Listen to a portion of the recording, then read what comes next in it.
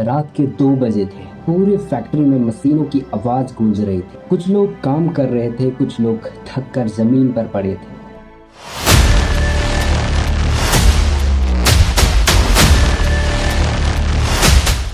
लेकिन उनमें से कोई भी अपनी मर्जी से वहां नहीं था। उनकी आंखों में नींद नहीं, डर था।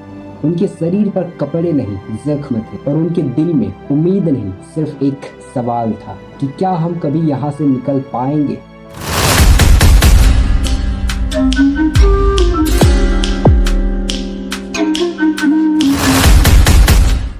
ये कहानियां उत्तर प्रदेश के मुजफ्फरनगर की, जहां एक साधारण सी दिखने वाली फैक्ट्री जिसके अंदर ऐसा राज छुपा था जो पूरे देश को हिला कर रखा।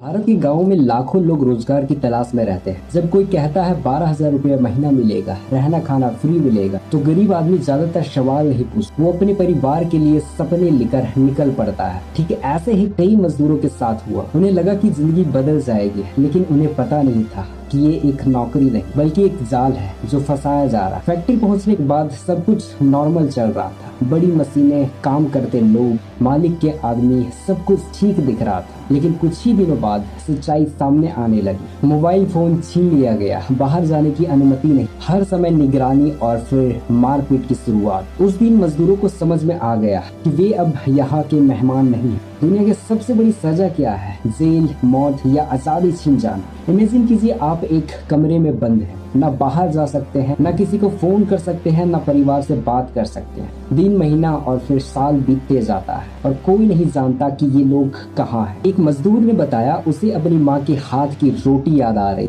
लेकिन वहाँ माँ नहीं थी, घर नहीं था, सिर्फ फैक्ट्री थी, मशीनें थी और कथित तौर पर भूख थी। भूख इतनी थी कि कई लोग काम करते करते गिर जाते थे। भूख इतनी थी कि शरीर हड्डी का ढांचा बनता जा रहा था, लेकिन काम रुकता नहीं था, क्योंकि डर भूख से सबसे बड़ा होता है। समय बीतता गया। कुछ मजदूरों ने भागने की कोशिश की, कुछ ने विरोध करने की कोशिश की। रिपोर्ट के अनुसार ऐसा करने से मजदूरों को जान से मार दिया जाता। धीरे धीरे फैक्ट्री सिर्फ काम की जगह नहीं रही, ये डर की फैक्ट्री बन गई, जहाँ हर आवाज, हर कदम, हर शाम निगरानी में थी। इतिहास में हर अंधेरे दौर में एक इंसान ऐसा होता है जो हार नहीं मानता। इस कहानी में एक ऐसा इंसान था जो रोज सोचता था, अगर मैं यहाँ से निकल गया तो बाकी लोगों को भी बचा सकता। एक दिन मौका मिला और वो भाग गया। उसने पीछे मुड़कर नहीं देखा, क्योंकि उसे पता था अगर पकड़ा गया तो शायद दोबारा मौका नहीं मिलेगा। जब वो पुलिस के पास पहुंचा तो उसने बताया। उसे सुनकर पुलिस भी हैरान रह गए।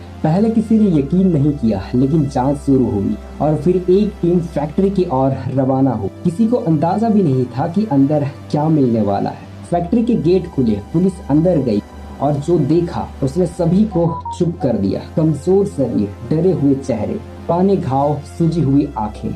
कुछ मजदूर रोने लगे। पुलिस भी भावुक हो गए, क्योंकि ये सिर्फ कानून का मामला नहीं था, ये इंसानियत का मामला था। कई बार हम आजादी की कीमत नहीं समझते। हम जहाँ चाहे जा सकते हैं, जहाँ चाहे फोन कर सकते हैं, जो चाहे खा सकते हैं, लेकिन उन मजदूरों के लिए आजादी किसी सपने जैसे थी। और जब फैक्ट्री से बाहर निकले तो शायद पहली बार उन्हें महसूस हुआ कि खुली हवा कितनी कीमती होती है। इस कहानी में हीरो कौन है? पुलिस, प्रशासन या वो मजदूर जिसने हिम्मत दिखाई? शायद तीनों। लेकिन सबसे बड़ा सबक ये है कि बुराई कितना भी ताकतवर क्यों ना हो, लेकिन इंसान की हिम्मत उसे हरा सकती है। उस रात जब आखिरी मजदूर फैक्ट्री से बाहर निकला तो सूरज उग रहा था। नई सुबह थी, नई हवा थी, नई उम्मीद थी। लेकिन सवाल आज भी बाकी है, अगर वो एक आदमी नहीं भाग पाता तो क्या सच कभी दुनिया के सामने आता? और क्या आज भी कहीं अंधेरे फैक्ट्री में कोई मदद का इंतजार कर रहा है?